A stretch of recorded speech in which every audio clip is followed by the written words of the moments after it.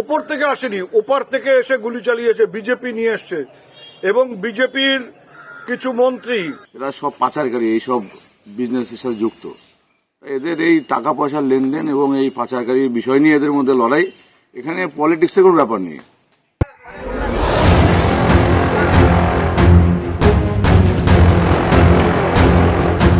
আবারও উত্তপ্ত দিনহাটা ১ নম্বর ব্লকের গীতালদহের জারিধরলা দড়িবস গ্রাম। সোমবার ভোর রাতে তৃণমূল বিজেপি সংঘর্ষে চলল গুলি।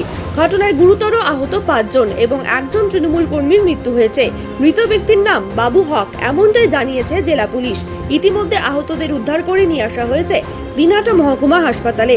এছাড়াও মৃত ব্যক্তি বাবু হকের দেহ রয়েছে জারিধরলা দড়িবসে। ঘটনায় চাঞ্চল্য ছড়িয়েছে ওই এলাকায়। এই প্রসঙ্গে তৃণমূলের অঞ্চল সভাপতি বলেন, বিজেপি আশ্রিত দুষ্কৃতীরা ভোর রাতে নির্মমভাবে তৃণমূল কর্মীদের উপর আক্রমণ চালায় এবং বাবু হককে প্রথমে কুপিয়ে ও পরে গুলি করে হত্যা করে। বারবার সন্ত্রাসের বাতাবরণ তৈরি করে এরা ভোট জিততে চাইছে, যদিও বিজেপির পক্ষ থেকে অভিযোগ অস্বীকার করা হয়। অজয় রায়ের দাবি, মাদক পাচার চক্রান্তের সাথে যারা জড়িত তাদের মধ্যেই সংঘর্ষ হয়। এর সাথে রাজনীতির কোনো সম্পর্ক নেই। তবে গত ২-৩ দিন ধরে যেভাবে তৃণমূল কংগ্রেসের কর্মী সমর্থকেরা আক্রান্ত হচ্ছেন, তাতে বারবার অভিযোগ উঠে আসছে বিজেপির দিকেই। যদিও ঘটনাস্থলে মোতায়েন রয়েছে বিরাট পুলিশ বাহিনী। ঘটনার তদন্তে নেমেছে পুলিশ।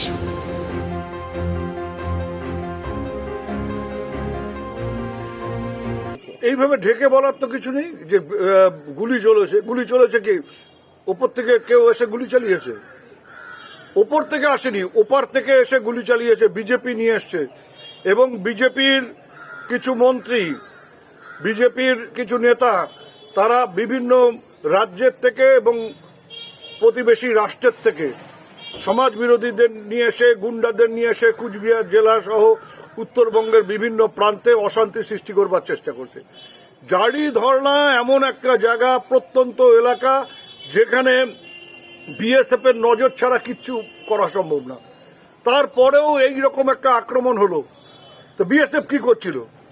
বিএসএফ নাকি 50 কিলোমিটার পর্যন্ত বিএসএফ এর এখতিয়ার। সেখানে জিরো পয়েন্টের কাছে একেবারে বাংলাদেশ বলা যেতে পারে, সেই জায়গাতে কোনো কাঁটাতারের বেড়া নেই, নদী এপাশে ভাগ করে রেখেছে। সেখানে বাইরের থেকে লোক এসে অতর্কিত আক্রমণ চালিয়ে একজনকে হত্যা করলো, 6 জন আহত, হাসপাতালে ভর্তি আছে।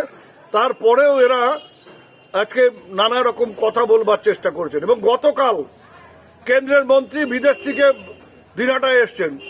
তিনি নিজের দাপট, নিজের ক্ষমতা, নিজের এলাকা দখল এইসব প্রতিষ্ঠা করতে গিয়ে এই ঘটনাকে উস্কানি দিয়েছেন বলে আমি মনে করি এবং এর ফলে এটা হয়েছে।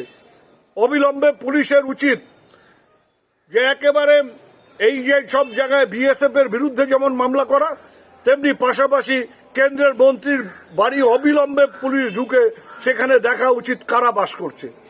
আমরা বারবার বলছি যে বিভিন্ন জায়গার থেকে সমাজ বিরোধীদের নিয়ে এসে কেন্দ্রের মন্ত্রীর বাড়িতে সেখানে জমা করা হয়, সেখানে বিভিন্ন সময় অস্ত্র মজুত করা হয়। এর আগে তার বাড়ির সামনের থেকে বোম উদ্ধার করা হয়েছে। বিষয়টা হচ্ছে, আমি শুনতে পেয়েছি যারা আজকে এইখানে গন্ডগোল করেছে এবং যার মৃত্যু হয়েছে সেও বাংলাদেশি এবং এখানে এদের ক্যাচাল হলো যেটা ওই ফেন্সিডিল আর হলো ট্যাবলেট। এরা সব পাচারকারী, এইসব বিজনেসের সাথে যুক্ত।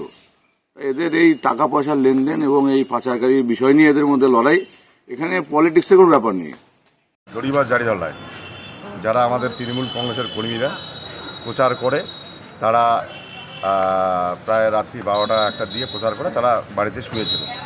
হঠাৎ করে বিজেপির কিছু হারমাত বাহিনী আজকে ভোরবেলা গিয়ে হঠাৎ করে বাড়িতে গিয়ে অতর্কিতভাবে হামলা করে এবং আমাদের প্রায় 6 জনকে গুলি করে এবং একজনকে তাকে কুপিয়ে এবং গুলি করে মারা হয়।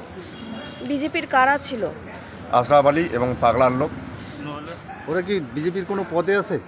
জানি না পদে কি আছে, তারা বিজেপিতে যোগ দিয়েছে। তারা বিজেপির। এটা কোন জায়গার ঘটনা? হ্যাঁ, কোন জায়গার ঘটনা? এরা জড়িবাস জারিধরলায়। আপনার নাম? আমার নাম আনারুল হক, গীতালদা 2 নম্বর অঞ্চল সভাপতি।